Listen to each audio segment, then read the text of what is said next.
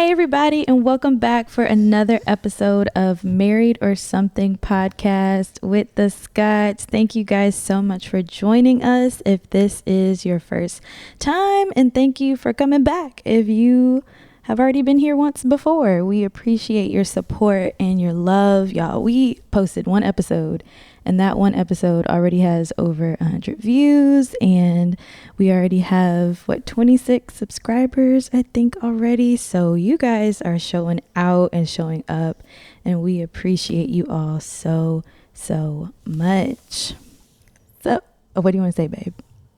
Make sure that you introduce us, like names. Oh yeah, all right. So my name is Sariah. My name is Lee. Yes. And we are the Scotts, and we are married. We're millennials. We're entrepreneurs. We're parents. We serve in ministry, and we just want to use this platform to show up just as authentically as we can to help other people in their relationships. And I like the way you said it, babe. You said, like, we're here to help, heal, and rehabilitate. That's what I said. Yeah. Mm-hmm. We're here to do all those things for you guys. So yeah, we're grateful for this opportunity. Yep. Thank you guys so much. And I'm super excited to talk about what we're going to talk about. Yeah. And we're going to try to be as honest and as just go with us on this journey. Right. Because it's going to be a journey. Yes, it will. Yes, it will. So what are we talking about today? So we are going to talk about the times that we almost didn't make it. Uh-oh. Well, the first couple of times, because there's been times after we got married that we almost didn't make it, but we're going to talk about before marriage. All right, let's do it. Those times that we almost didn't make it. So let's start back at the very first time that we got into it. Yep. I remember this. We were not yet together. Right. We weren't even dating. We weren't dating at that time. So yeah. We had our first fight before we were even together. Right. So yeah, that proves for some interesting conversation. All right, so I'll go ahead and start. So this is what I remember. So we were the girls of our friend group that we were in from Souls of Fire. We went to Chili's to get something to eat. And, Lee and I were just texting, back and forth. And then I think I asked him, like, hey, what are you doing right now? And he was like, oh, I'm just about to walk across the street to get something to eat from Sonic. And mind you, it's dark outside. It's like a good 9-10 o'clock maybe. And the area around our university was ghetto and is ghetto. Like, our university is nice, but the area is very, very ghetto. And so in my mind, I'm like panicking. I'm like, no, please don't do that, because I want you to be safe. Like, I don't want anything to happen to you. So just wait right there, and we're on our way to come pick you up and take you across the street to Sonic, right? And he was like, okay, I guess. So we pull up, and he gets in the back seat, because our mutual friend is driving. I'm in the passenger seat. So he gets in the back seat, and in the back seat are our leftovers. Right? Okay. So we go across the street to Sonic. He gets something to eat, and then we go back over to campus, and we all say our good nights and part ways. And in my mind, I'm like, okay, we're good. Like, he's safe. He got something to eat. He's back in his dorm. I'm in my dorm. Like, everything's good. The next day, get up, and I don't even know if he texts me that next morning, because okay, we've always been texting, right? And every morning was a nice little good morning text with a good little, emoji, smiley face or whatever. And then he would call me superstar. And but that morning, I don't even know if he texted me first. I feel like I texted him first. And then when he responded to me, it was the driest text message that he had ever sent me. And this was after like months of texting and good morning text and whatever. And it was the worst, just driest text ever. And I was so confused. I was like, what happened? Like, what did I do? So let's put context into this. Okay. Let's put context. Okay. Put context. All right. So everything she said is true. Everything she said is true. But let me give you some backstory. Let's tell the story. All right. Number one, this is a Sunday. Okay. So Sundays are work days for me, even in Tulsa, because as a broke college student, you are doing whatever you can to get some extra cash flow, get some extra money. And I had the skills to play in church. Grew up in St. Louis, been in church all my life, and I had started playing with my church band when I was like 13, 14. So I had some experience in that area. So that allowed me to be able to do that in Tulsa. This is relevant to the story because for those who don't know, my church home, my current church home, is still the same as it was when I was a kid. It is Lively Stone Church of God. Whoop, whoop. Well, for those who don't know, 4015 St. Louis Avenue. 4015 St. Louis Avenue is what some might say ghetto. It's in the Ville. It's in the Ville. And the Ville is just a tinge the ghetto. That's what they would say. But I don't know no better because I grew up there. So it's just home to me. So that is my background. And then growing up, I graduate from a school called Carnahan, 4041 South Broadway. Shouts out to all of my Carnahan Cougars. That will never be because they moved it back to a middle school. So this is relevant to the story because yes, on Sunday I play.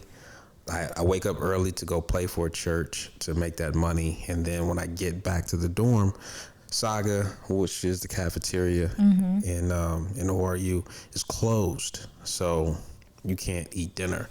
But you really don't want to eat dinner at that time. Like once you get back to the dorm, you really just want to sleep because that Sunday nap is calling your name. Doc. It's calling you. It's calling your name. So once you get back to the dorm, take your nap, and then after you wake up, then it is time to go ahead and figure out what you're going to do for food. This was nothing new to me. Like I had been doing it ever since I started playing, and I had started playing. Gosh, I want to say October. I think October because the auditions for Souls was when? September. Mm-hmm. And in September, so I was playing on the piano outside of Lowers, and Arif Bradley. Yeah. He had heard me play, and he was like, "Well, can you come play for my church?" Yeah. So I was like, I mean, sure. He's like, well, can't do much, but I can get you this. And what he didn't know is like, look, I came from Lively Stone that didn't pay me a dime. Right. So I ain't even looking for it. I wasn't even sweating. Whatever you said was enough. He offered me. So I'm like, all right, cool, let's do it. So I've been playing since October or September. Yeah. And then we were talking. This was in January or February or something like that. I think this was January. Was it? This was after winter break. Okay. This was after winter break. Okay. So, because I knew that we had been texting for a while, called Yeah. we had that relationship. So I've been doing this from September to January. Ain't missed a day. Like I would either go to Sonic, get something to eat, go walk over to Walmart, get some groceries, and come back to my rooms to eat. If I had a project or something to do. Yeah. So I was used to the neighborhood. And again, I want y'all to come back with me. I'm from 4015 St. Louis Avenue. Okay. Comparatively speaking, There's nothing, right? That was not ghetto to me. All right. There was nothing ghetto about South Tulsa. Okay. Right. You had a couple of homeless people out there, doing what they do. You had a couple of people that was on the sauce, but other than that, it really wasn't nothing. So I did not know, or the danger that she felt for me, to me, was like it was non-existent. It was non-existent. So it's on this particular Sunday in question. Yeah. I do what I normally do. I'm about to go and eat dinner, because Sundays is a late dinner for me. So I go to walk across the street. She says no. I'm gonna come pick you up, and we're gonna ride over there. So, mind you, it is truly across the street. It is. It's not like it's a far walk. It's not like I need to save you some time or save you some steps. It's really literally right across the street. So that was strike number one. Okay, it's like I don't need help to walk across the street. Like you driving Miss Daisy or something like that. Number one. Number two, like when we were talking, she did not communicate that it was anybody else in the car. Like, first, I had my hopes up to be like, okay, she's coming to get me. All right, well, it's weird that she's just gonna go and just take me across the street. But I'm feeling this girl, so I would love to spend time with her. Pull up. It ain't even her car. It's not her car. She's not in the driver's seat. She's in the passenger seat, being driven by somebody who I'm friends with. We both are friends with, but that was beside the point.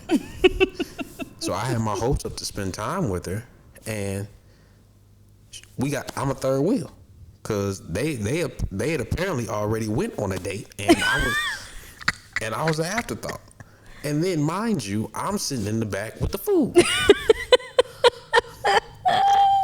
I'm sitting in the back with the food, like I'm smelling it, and like they driving me across the street to get Sonic. Hold up, what they do that at? Like, if it, and to me, again, this is just how I am. If you were that concerned about me walking across the street, and again, we text all the time. She was texting me while she was at dinner. Mm-hmm. Didn't say nothing. She texted me while she was yet eating at a better establishment than Sonic. Didn't say nothing. But when it comes to me walking across the street, she says, "Oh, I need to drive you across the street." so again, like, so. And I thought I was really doing something. I did. thought I was showing him how much I cared about him, because I cared about his safety. She tried. I tried. But again, she just didn't know all these things was at Well, play. you know what? Yeah, you're so right. Like, I didn't know anything about 4015. I didn't know the area. I didn't know where you went to high school. Come on now. I'm from Lawton, Oklahoma. Amber did, though. Amber Okay. knew where I was from, because we had those conversations. Because we had talked about what part of town she was from in Chicago and what part of town I was from in St. Louis. Okay. So there were similarities. Okay. And so we understood each other. So Yeah. So she really should have saved you, but she didn't. Okay. And then Well, okay, I think she was concerned too. Like, no, we'll just go pick him up. Well, all right. So again, let's more. So we talked about strike one, strike two. Fellas, for everybody that's listening, if you are in a situation with your woman and things go left, are you looking for your woman to save you, or are you looking to do something to protect your woman? Be honest. Most of us, just instinctually, are not looking for women that have the inclination to say, I need to do something for him, because that tells me how you view me. All right. I don't need to be saved from walking across the street, and especially not from you.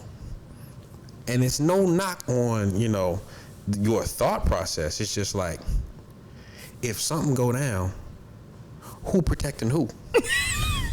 Who protecting who? Like, I thought I was protecting you, baby. That's what I thought. How you gonna protect me? Like, I don't know. Listen, Sheila. Well, no, we weren't even in Sheila. We was in the other car. Yeah. And if something pop off, look, I'm in a car with 2 women.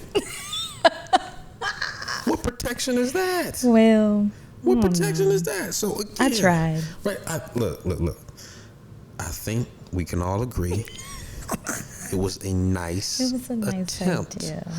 But just with all the information known, like it just didn't come off like that. So I had to deal with it on both ends of, okay, you think that I need protection to walk across the street, number one. Number two, you didn't consider me when you were and that was the bigger one. Like, that was the bigger one. It's like, yo, you didn't consider me when you was eating, so don't consider me after that. Like, be consistent. And once that happened, it's like, all right, I need to, the way that she thinks of me, I need to figure that out, because I am not the person to be driven across the street. I'm not that person. I don't even want you to think of me that way. And if you do think of me that way, then it probably ain't gonna work. It's probably not gonna. We're not gonna last. We can't be in a relationship together. Can't. It won't happen. Can't happen, because I need you to think of me in a certain way, and that's not the way. So okay, so you do that. You text me after I can guarantee you I did not text you the morning after. I guarantee you that did not happen.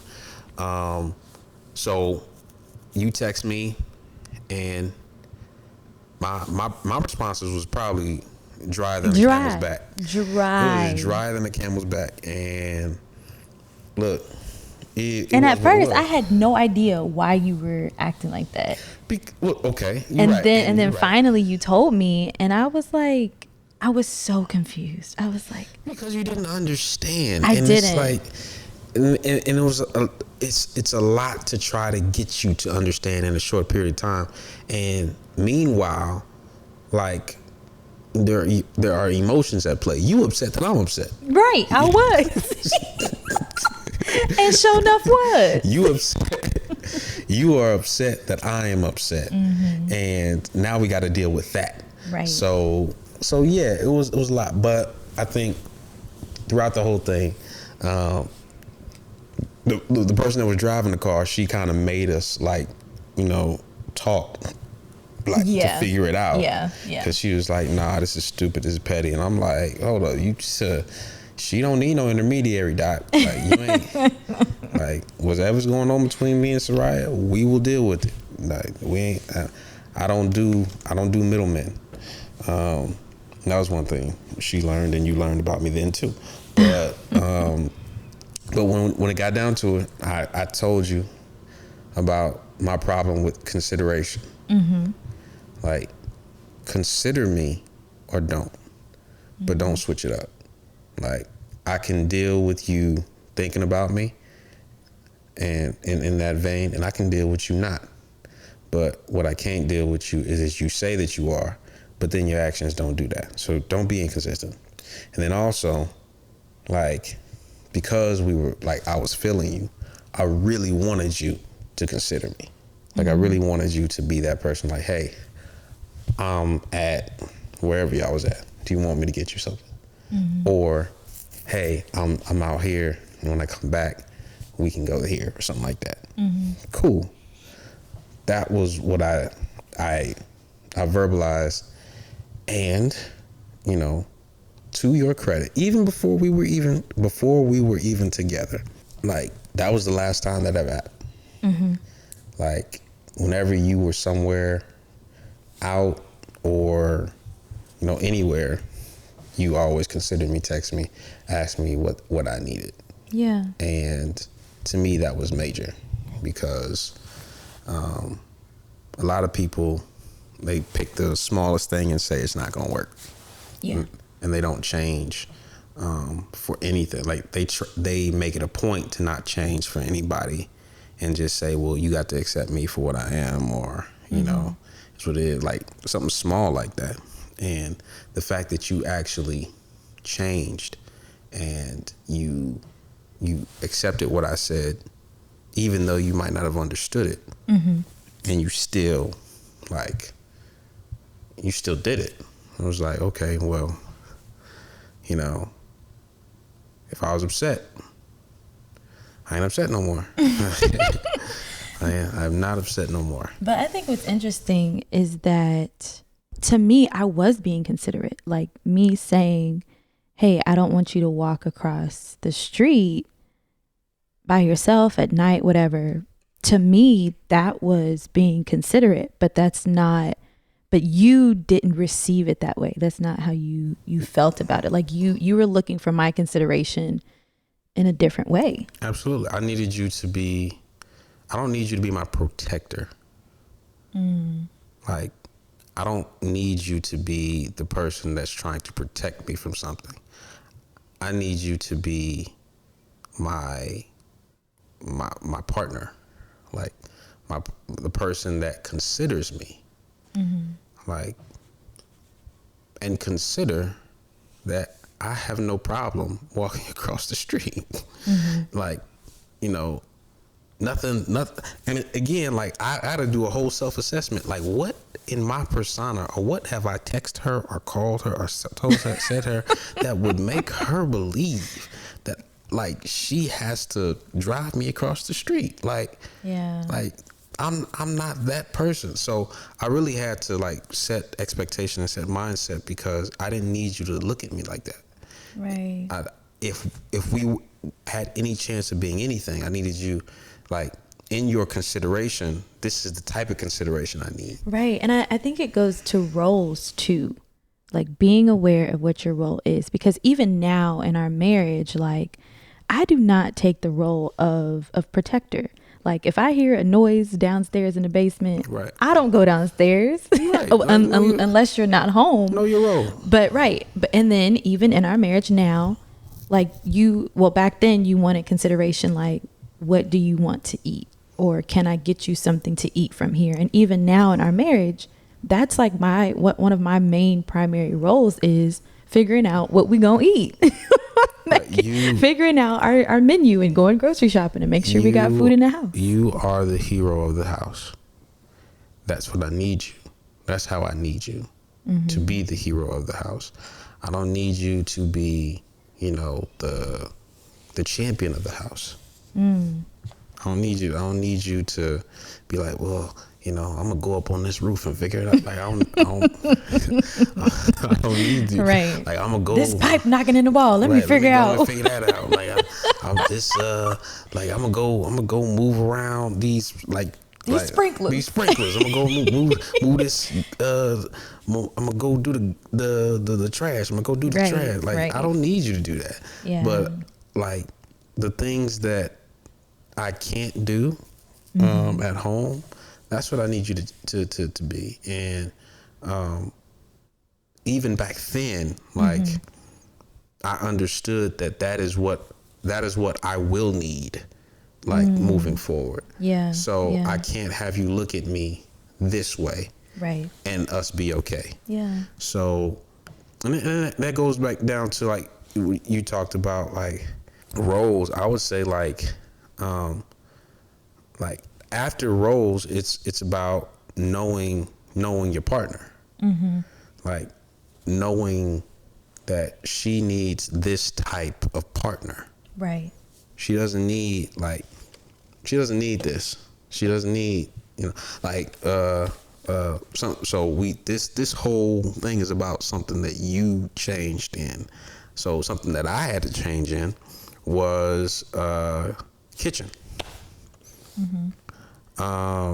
Being by yourself, you do things in the kitchen, or you do things like I used to like make things in the kitchen, and I used to make these I think I made you the pork chops, the first thing that I made for you. Brown sugar pork chops. Don't at me. But yeah, like I used to do a lot, but like during the first year of marriage, I found out, like, cause I thought we were gonna have this storybook wedding where we both was in the kitchen, and we both was like doing stuff, and we both was like, so we would like pass each other, and do some little slick stuff, and then like it'd be cute, it'd be sexy, and all that type of stuff. Yeah. And then like we start living together, and I think that's what's gonna happen. And you know what happened? Nothing. Like that was not a good experience because number one, we were in a townhouse. Yeah. It was not a big space. Right. For two people to be in the kitchen. Yeah. First and foremost. Number two, I didn't know where nothing was. Okay? So if you don't know where anything is, and you're constantly asking where is, your partner gets annoyed, and then she doesn't want you in the kitchen anymore, right? So it became bad experiences when we both were in the kitchen, and I'm like, hold on, like, but I had this all pictured out, like I had it all, but she doesn't need that type of partner. Like, this is her kitchen. She put things where she wanted them, and she don't want to explain where everything is every single time you need to do something. Yeah. So right now, you would best serve her to do something outside of the kitchen, and then y'all come together to eat, right?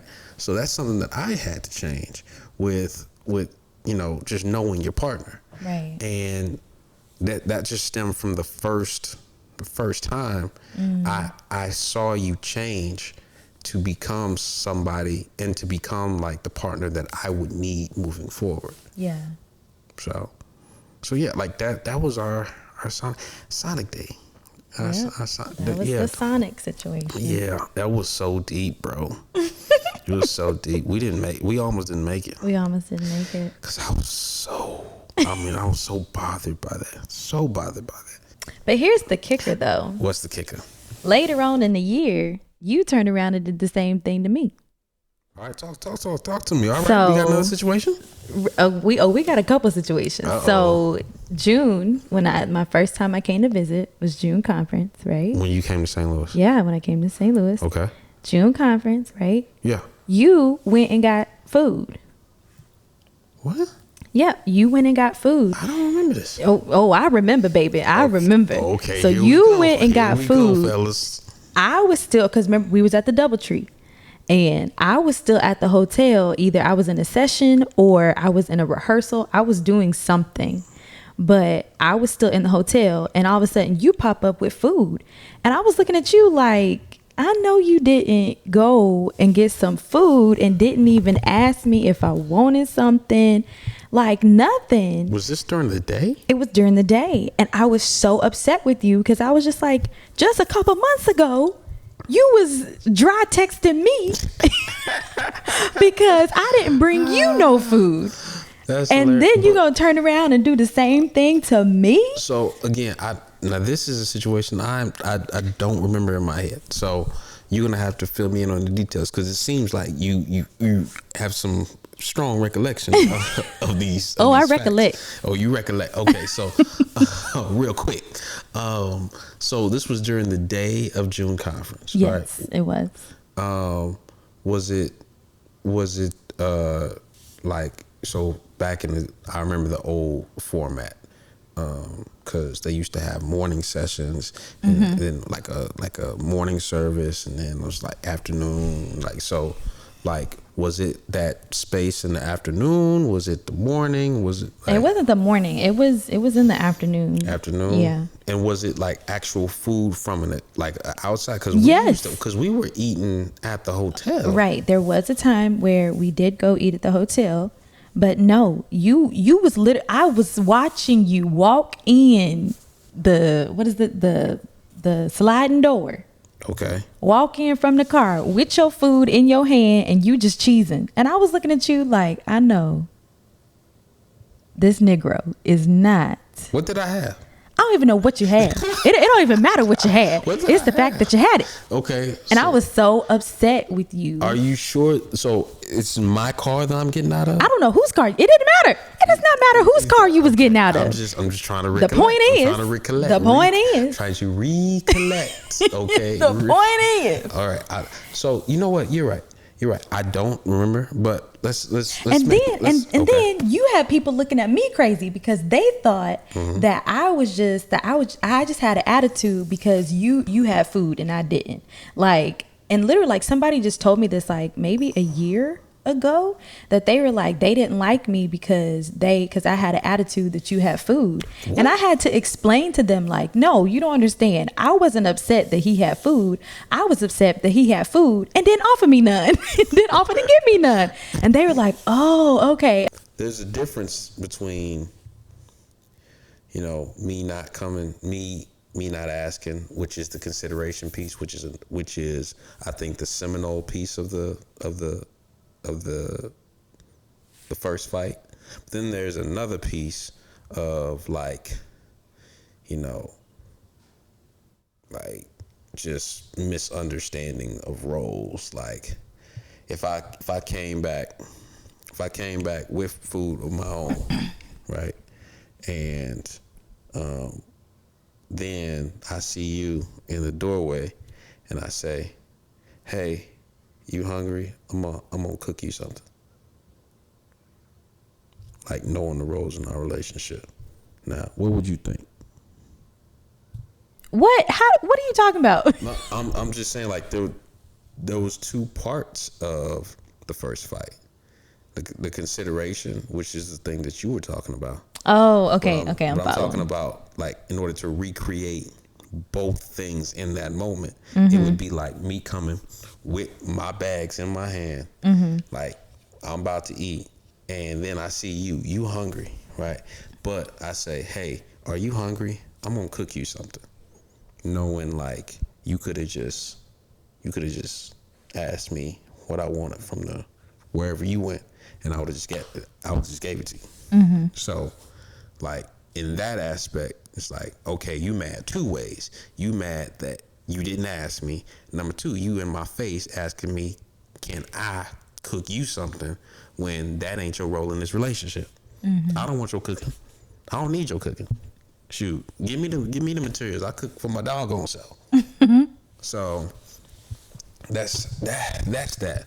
But again, like, so when you create a culture in your relationship, it is very understandable if somebody acts outside of the culture to be, upset with that person. And you had more of a reason because we were dating, and that was something that we were doing. So that makes sense. So if you were upset, I probably wouldn't, and this is probably the reason that I don't remember it, because I wouldn't have held it against you if you was upset. Because that is a perfectly reasonable reaction to that situation. If I came with food and I didn't ask you, did you want something? And I just wanted to be known that I don't think I had anything to eat either. I think I was just hungry. I think I just ended up hungry. I think I just went to my room and I think I was just mad and hungry.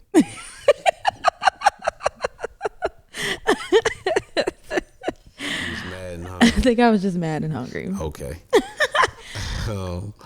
But I think it's really important, like, to know, and this is not just speaking of that situation, but like when you create those those those things that you expect in a relationship, and the other person doesn't, you know, or has moments, or like if it's just like once a blue moon, that person forgets, or that person, like, you know, fails to live up to those expectations. I don't think, you know, I think you should, you know, have the grace to understand, like, that person is human.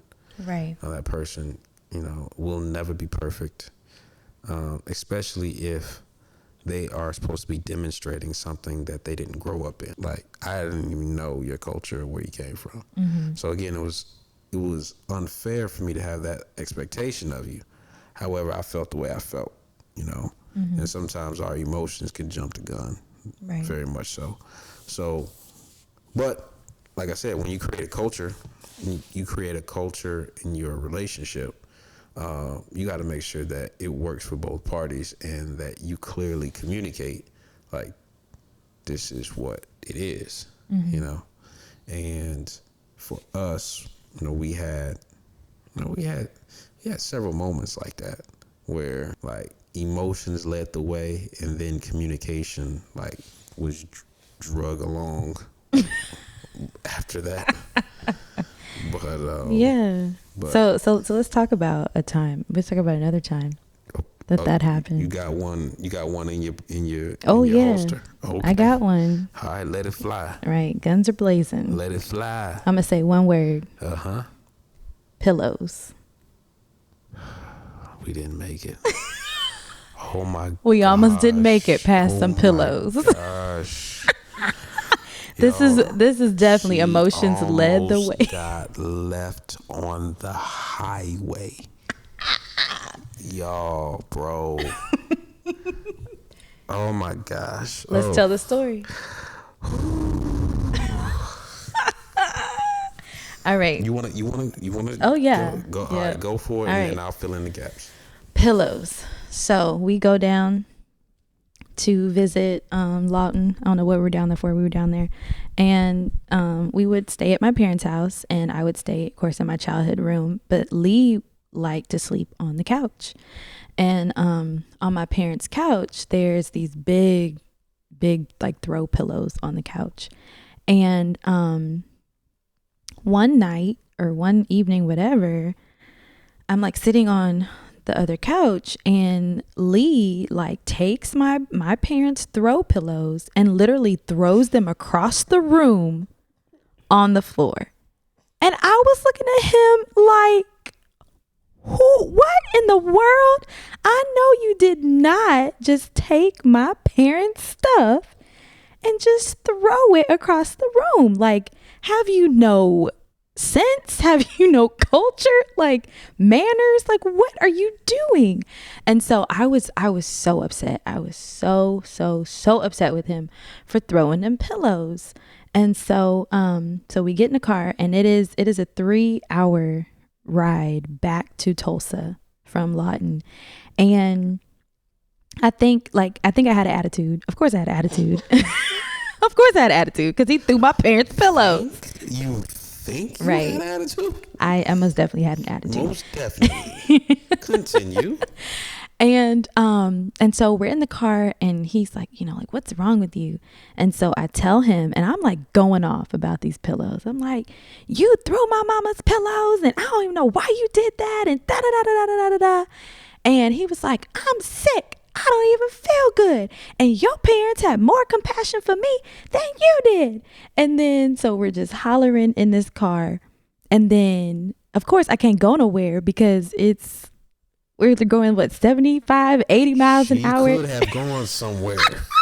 We're going like 75, 80 miles an hour, right? She could have And gone so somewhere. we get to like Oklahoma I City. pulled over. Right, you did, and that's what I'm about to say. Like, so we're hollering and screaming, and we get to Oklahoma City, and before we take the turn to get on the turnpike to get on the turnpike to Tulsa, he pulls over the car and throws that car in park, and like a part of me kind of got scared. I was like, wait a minute, like what he about to do? But then another part of me was like trying to act tough, like, I don't care. I got family here anyways. I'll call whoever, because I do have an aunt who lives in Oklahoma City. And I was just like, I don't care. I'll get out this car right now. And I just called my auntie. Da, da, da, da, da, da, da. And I don't even know like what he said, but we just like, he threw that car in park and we just sat there for a little bit. And then after a while, he merged back on and we kept on trucking down to Tulsa. And you know, I'm like I'm like cuddled up against the window, like trying to create as much like physical separation as I can for the last hour and a half of the drive. But I'm just like, Sariah, where are you realistically going? You're in a car. You can't go anywhere. But I was trying to create as much space as I could. And he music was playing and he like adjusted the speakers to where only the music was on my side of the car. And there was none on his side. And then so we get back to Tulsa and we pull up to my apartment. I get out, like we're not talking. I get out. I go inside of my apartment. He's still just sitting in the car. And then I walk back out of my apartment, get in my car, because we were in his car. I get back in my car and I go to Brahms and get me a good little sundae, right? And then he's still sitting in the car when I get back. And then she didn't ask if I wanted anything. And didn't, because I didn't care, because you threw my mama's pillow. So I mean, like the situation was so bad that like his parents called me. Both his mom and his dad both called me and was like, Sariah, what is going on? Why are y'all into it? What happened with the pillows? Why are you upset? What's happening right now? And so, you know, I'm explaining the situation and they're like, well, you know, we didn't raise him like that. We don't know why he threw the pillows. Like, we did not raise him to treat other people's stuff like that. We don't know what's wrong with him. And so like, I don't know actually how we ended up like reconciling after that, but that was rough. And like literally on our wedding day, his father married us. And on our wedding day, during the wedding ceremony, his dad talks about the pillows during our wedding. And I don't know what he said about the pillows. It was probably something like, don't allow pillows to break you up or something. But pillows made it all the way to our wedding day. So that is my perspective on the pillows. Oh, Lord. It's all coming back to me now. It's all coming back to me. Whew, Lord. Okay. All right. Let's start from the beginning. Whenever we went to visit her family, we stayed at the house. I wanted to stay at a hotel, but I did not. Her family insisted that I stay, so I stayed. They wanted to give me Elzar's room, but I had a problem sleeping in another man's bed. Mm-hmm. So I would rather sleep on the couch than in another man's bed. Mm-hmm. And that's just a thing. I mean, and Elzar is my brother. Okay, yep, Elzar. Elzar is her brother, for those who don't know. So I would not sleep in his bed, especially because like some of the times we would go like for Thanksgiving, like he's coming home. Mm-hmm. So like he's supposed to give up his bed for me. That don't make sense. Mm-hmm. So yeah. Another thing, I have really bad allergies. Yeah. My allergies are seasonal, but they flare up from time to time if I change locations. So going from Missouri to Oklahoma flares it up. And then like, so Tulsa is one level of allergens, but Lawton is a whole nother level of allergens. Yeah. So because it's a different part of the state. Yeah. So I found that out. I did not know that. And then on top of the allergies, I believe that time I was running like 102 fever. So I had allergies and I had a fever. Meanwhile, I'm trying to like still have a good impression with her family. Mm-hmm. But, you know, it's not going well. Not for me anyway. I don't remember most of it, but I knew that like I felt like I got hit with the Mack truck. I think the time in question she's talking about is like we're at the end of the day. I think this is where we're trying to get ready for bed. Like we're trying to so I'm sleeping on the couch and the couch is full of pillows. And in order to make it like ready to lay down, you gotta remove the pillows and put the sheet on. Well, that's what I did. So that's what I was doing, and the pillows that were on the couch, I threw them on the floor. Sariah saw this, and not knowing the severity of the situation, she assumed that I was throwing pillows to be disrespectful, I guess. But that was not the case. I was throwing pillows because that's all I could do. I used up all my words, used up all my energy, used up everything that I had that day because I think we went out to eat.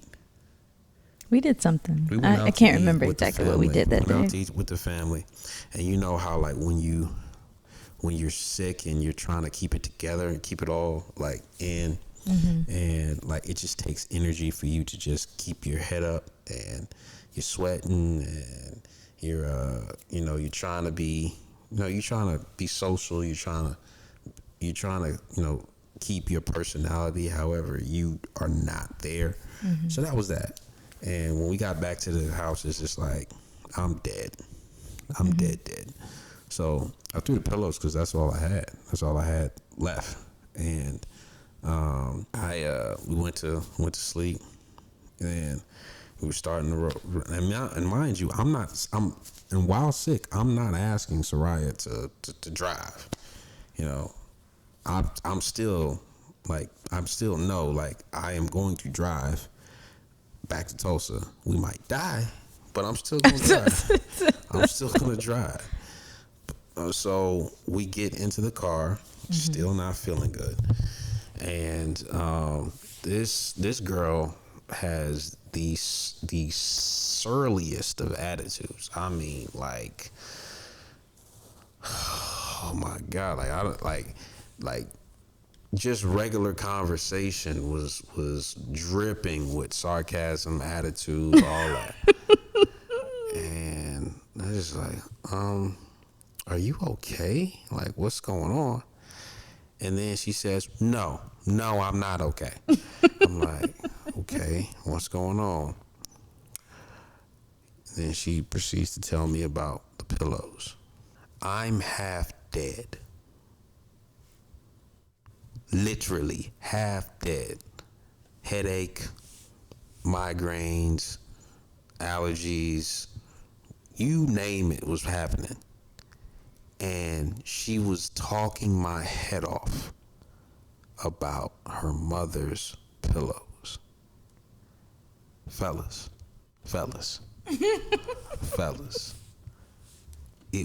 When I tell you, like, the amount of rage that came up from within my toes, like it started at the toes and it rose like it rose like a volcano. Like I could not breathe. I was so upset that this girl whom I thought I liked. Oh, okay. I thought I liked her. Okay. Like, and I'm doing all of this because I want to make a good impression for her. And she is really, like, truly, like, not exaggerating. She cares about the pillows. And mind you, the whole weekend, she didn't ask how I was, not one time. Not one time, fellas. Not one time. You know how they found out I was sick? Her mama.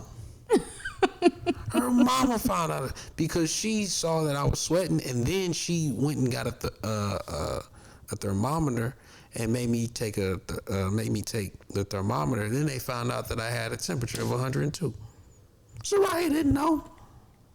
Cause you didn't tell me. What? Cause you I didn't tell your me. mama either.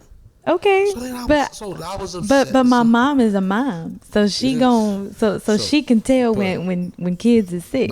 I couldn't tell. Okay, all right. I wasn't a mama yet. I couldn't tell that you was down that bad. Okay, got it.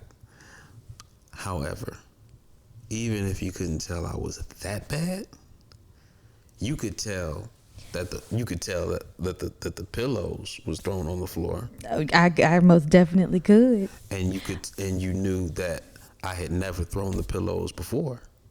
Which was why I was like, "What? Oh, so we throwing pillows now?" That's exactly why I was like, "What is happening?" Right, and instead of coming like with the inquiry of what is going on with you, she proceeds to talk my head down about how disrespectful I am for throwing her mama's pillows. Mm-hmm. I was ready to throw her out. I was ready to throw her out of the car. I was ready to throw her out, and I was gonna call her mom and call her dad. Say, hey, come pick her up. Like, she's on the side of the road. I couldn't do it. But I wasn't gonna do that because it is dangerous to leave a college age, girl on the side of the road, and even she over here like, well, just throw me out. I'm like, you weigh $105 and you ain't like, you ain't been in a fight in your life. You don't know nothing about nothing right now. Like you just in your anger, just talking crazy. So, but I was really upset. I was really upset that like she felt some type of way about these pillows, yet she didn't feel any type of way about me. So you care more about these pillows. All right, you can have those pillows. I was ready to go. My dad called me talking about, hey, what's going on? I'm like, hey, yo, nah, it ain't work out, player. It didn't work out. It didn't work out. It didn't work out. Tried it, and everybody's like, hold up, what's going on? I'm like, nah, she can have her, she can cuddle with her pillows at night. I'm done. I think that's probably why they called you. So, but I think it was like my dad or my mom. They called me just saying like, just give it time. You're upset, and I'm trying to talk me down. I'm like, yo, I ain't hearing nothing y'all saying right now. Nothing y'all saying, cause everything. If she wanted to talk, she would've. We had 3 hours to talk. She was over there at the window, looking. She was watching the mile markers go by. All right, I was done. I was truly done. Yeah. So, a couple of things were at work though. So, number one, in the car, me trying to sit as close to the window as I could, like that was me. What I found out in therapy years later was me trying to create, like my brain trying to create some sort of separation to like protect myself or something like that. And like what my therapist talked to me about was like, in dealing with conflict with your spouse or whatever, like you cannot try to manipulate the situation or manipulate your spouse's emotions or responses by using proximity, so like leaving or, trying to, sit up, close to the window. Like that is like a form of manipulation for your spouse. And also like the withdrawing. So like, yeah, like I was popping off at the mouth, like I'm upset because da. But then at some point I did just withdraw and I did just stop talking. And so like, that was also something that my therapist said that's like a manipulation type of, of tactic of trying to manipulate your spouse's emotions or responses or whatever.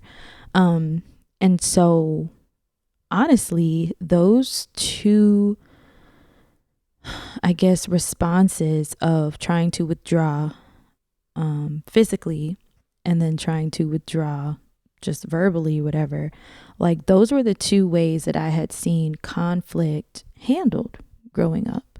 So I just did what I saw.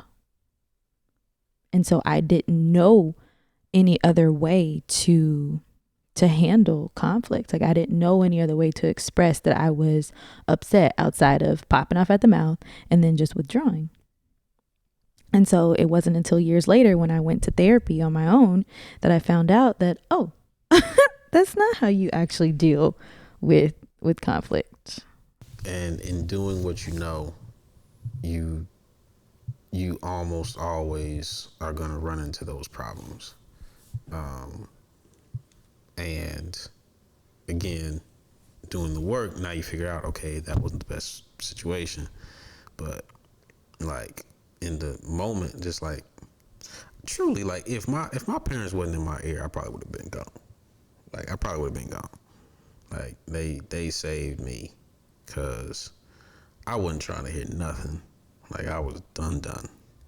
And that withdrawal was a trigger for me. And because we worked through so many things over the past, like, this about our conflict resolution.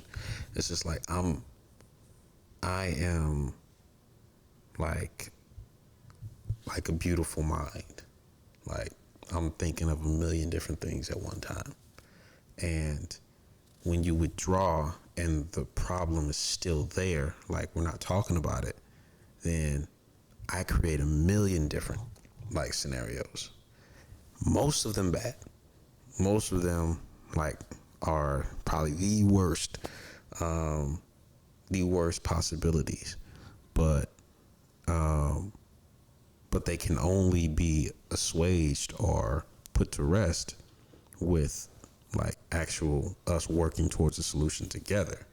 And if we're not together, then it's just going to be a problem. And it's just going to manifest and keep coming and keep coming and keep coming. So I'm not that type. Like I know that about myself. So that's just going to frustrate me that like I have to continue to think about this thing, and we could have had a solution if all we need to do was talk about it for 5 minutes. But she don't want to talk. So if she don't want to talk, like now I got to keep thinking about it. Mm-hmm. I don't want to think about it. I got better things to think about. Like so yeah. And in that moment, again, another thing that we were dealing with at that time was like you still were trying to protect your family. And I had noticed this about you before, and like you jumped to the defense. You had jumped to the defense of like anybody, but especially your family, which I don't have a problem with, cause if I'm in the circle, but I got to be in the circle. So, right. And at that time, I think that while we were yet dating and we were getting close, I don't think I was in the circle yet. I don't think that I was. You were. Was I in the circle? You were. Because you were trying to protect your mother or your family from me. And I was trying to protect both parties. I was trying to protect my family from you, but then I was also trying to protect you from my family. Because, I mean, and this even goes back to the pillow situation, and why I was so like upset and so like on edge with that was because, I'm the baby of the family. I'm the last child of, between my parents, the youngest sibling, the youngest grandchild. Now there's great grandchildren and great, but as far as just from my grandparents, children, I'm the youngest grandchild. So my family, like they protect me like no other. They love me like no other because I'm the baby.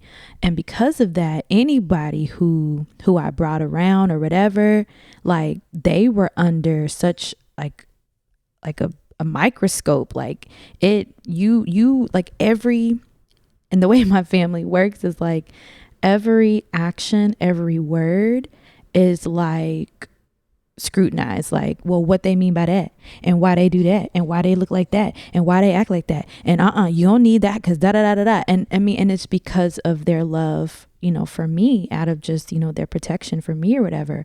And so I knew that every single one of your actions I was going to have to defend. I was going to have to, try to explain, like, well, no, that's not what he meant. And no, that's not why he did that. Like, no, just calm down because that's not what that meant. And da da da da. So you throwing pillows, I felt so much pressure and anxiety because I was just like, I'm going to have to explain this. I'm going to have to come to his defense. But nobody talked about the pillows but you. It doesn't matter. My brain was already thinking ahead because, like I said, whatever you said was going to be scrutinized, whatever you did. And it wasn't just you, but it was prior boyfriends. Like every single thing I knew was going to have to be a discussion. And so my anxiety in my brain was already on the defense even before they said anything.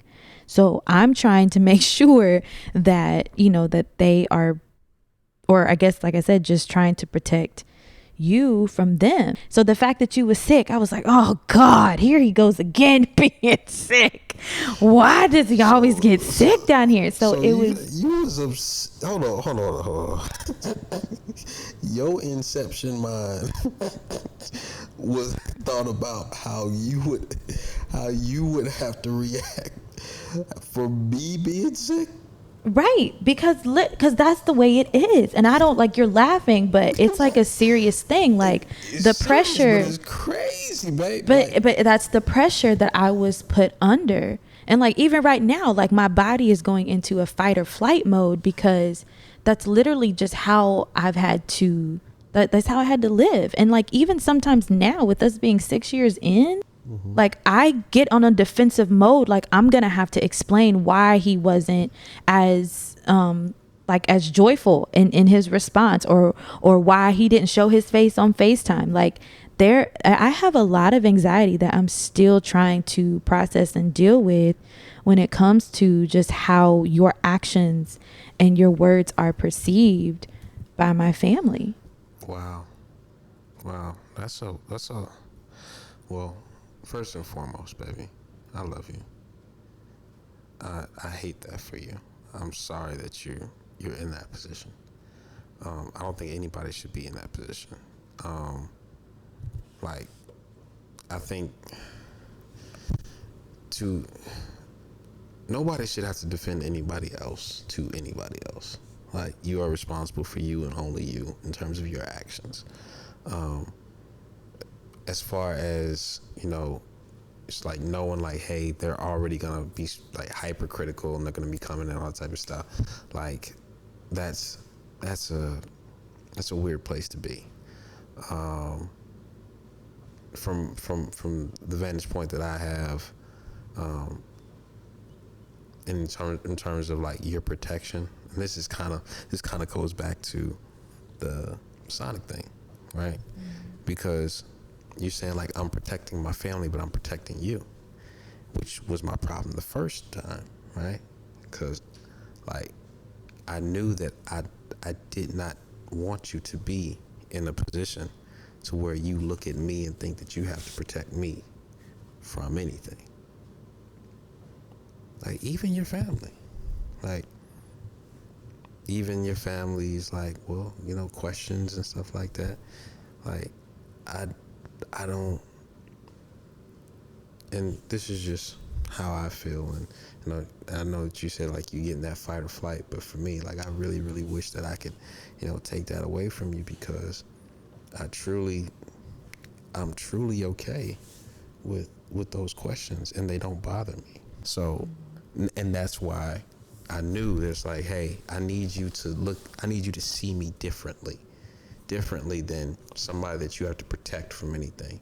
I don't need you being in that role for me. Now, I do need your protection in some things that me as a husband, I will not see. I'll never see, like women's intuition and all that type of stuff. Like, yeah, do that. But questions, I'm good. I'm good. I don't need, I don't need a buffer or, somebody to try to explain away my actions or something like that. Again, it comes back down to like roles. Like if you don't truly understand like your roles and what you have to major in order to complement your partner, it's not gonna work. And you're gonna do more work than you have to. So even now, like we getting better at it. You're getting better at it. I'm getting better at it. But still, you got to work at it. We always have to be like getting better at this thing rather than just saying, all right, we're good enough, because how good you are now, like in this stage, will not carry you to the next. Mm-hmm. Like there's going to be things coming up in your life and in your marriage and in your relationships that is going to test you beyond what you are right now. Right. So you have to continue to grow in order to stay together. Yeah. So for us, that's that. Like we continue to grow in our roles, not just accept it. You have to like even now, we're growing in our roles. Yeah. In the role, like roles as parents, roles as, intermediaries between the grandparents and navigating this uncle auntie stuff. Like it's a lot. So yeah, I think that again, I was just trying to bring it full circle to the first topic that we had, but we talked about a lot of different like topics where we weren't really vibing, especially with that. I didn't know he was gonna pull out that pillow stuff, but yeah. But even in conflict, I think another reason that we were able to be successful is that we had a foundation, a foundation of conversation. Like we started talking. Right. We didn't that wasn't added on to the relationship. That was the foundation of that was the foundation of our relationship, was conversation. Right. So like when everything falls apart and all we have is, what we started with, we're back to talking. Right. Which is what we needed to do in the first place. So from that aspect, like I would encourage everybody listening, if you are in a relationship, if you are in a marriage, and if you are in, a situationship, whatever it is that you're in, I encourage you to, if you do not have a foundation of conversation, then I would suggest that you rebuild your relationship. And take that time to like recreate it and make that the sort, because like things are gonna fall away. Like if your relationship is just based on, what we look good together, Right. or like keeping up appearances, or the physical intimacy, like y'all just want to knock boots and that's it. Like, that's cool. But you got to hang them boots up one day. Exactly. Like them boots ain't gonna fit no more. They ain't gonna keep you through. So they ain't gonna keep you through some stuff. Like Right. What sex got to do with grief? Right. What sex got to do with financial problems? What did it have to do with when you get laid off your job, or right? Like sex cannot fix life. these bills. Well, hold on. Lee, stop. I'm just saying. Stop. For some people. Oh Lord, this is a Christian podcast. Yeah, like the Christians don't know. Like the Christians don't know. I ain't telling them nothing they don't know. Like there are a select few people out there that have turned their sex into a ways of providing for themselves. I would not suggest it, but hey, they have, and you know, I'm a mind the business that pays me. Amen. I ain't. And let's wrap this up and Okay, go on. all right. Okay, got it. But yeah. So that was the fight. So that was our first fight, and then that was probably our most intense fight. Yeah. No, you know what? I think we've had more intense, fights after marriage. Right. But before, before marriage, that was the most intense that we had been. Right. Yeah. So yeah, if you had to like sum up like that experience, what would you say? What would you say that we gained from those two things? Well, for me, definitely self-awareness. Realizing that the way that I had handled conflict in previous relationships was not the healthiest and wasn't going to work in this relationship. Yeah, I think that's it. Well, I don't want to say that that's it, but that's what's coming to mind right now. Okay. I thought that if I had to sum up that, I would say the reason that those experiences I leave with positivity in my mind, looking back at those things, is because looking at the actions of my partner and her willingness to cooperate. You said partner, and Yeah. I mean I hear you, Yeah. but put a gender on that. Wife. Lord. I'm a wife. I ain't just out here being no gender neutral partner. Okay, I'm a wife. Jesus. And we gonna name it and claim it, saints. I am a wife. Yes, I am your partner in life, but I am a wife. I ain't just out here no partner. I am a wife and proud of it, honey. All right, I'm sorry. Please continue with what you were saying. Just want to put that out there. All right, go ahead, baby. Lord Jesus. Oh my gosh. What was I saying? I think I lost my train of thought. Okay, that my wife's willingness to like make lasting changes for the sake of the relationship and for the sake of me, and making sure that like I was good in those. I thought that's why I leave with positive. I look back at it with a positive viewpoint, with a positive lens.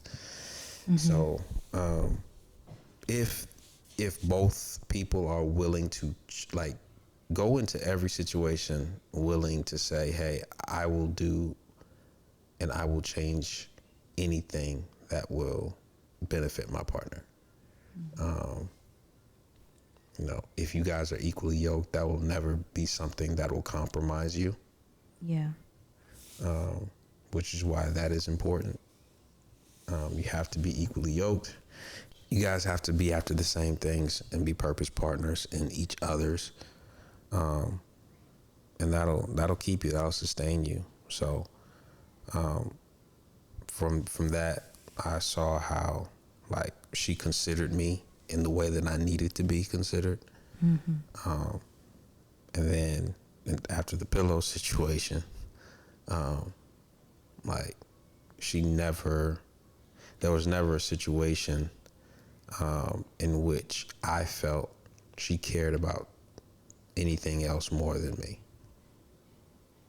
Now, there were situations where she wasn't in the position to do anything about it, but there was never a situation where I felt like she cared about something like pillows more than me. So she changed, and that's what you want. If you love something, you can't help but change for it. So that was more evidence that I had that she loved me. So yeah, that's what I thought about the thing. So we gonna wrap up this episode, or we good? Yeah. All right. I'll wrap it up.